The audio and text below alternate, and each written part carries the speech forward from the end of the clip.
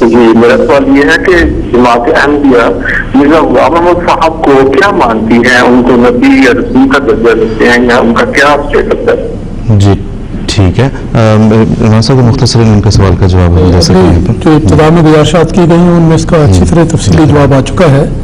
ہم حضرت مسیح موعود علیہ السلام کو، حضرت مرزا غلام احمد قادیانی علیہ السلام کو اللہ تعالیٰ کی طرف سے فرستادہ اور اللہ تعالیٰ کی طرف سے مقرر کردہ نبی اکرم صلی اللہ علیہ وسلم کا ایک غلام اور آپ کی غلامی کی برکت سے امتی نبوت کا درجہ پانے والا وجود سمجھتے ہیں۔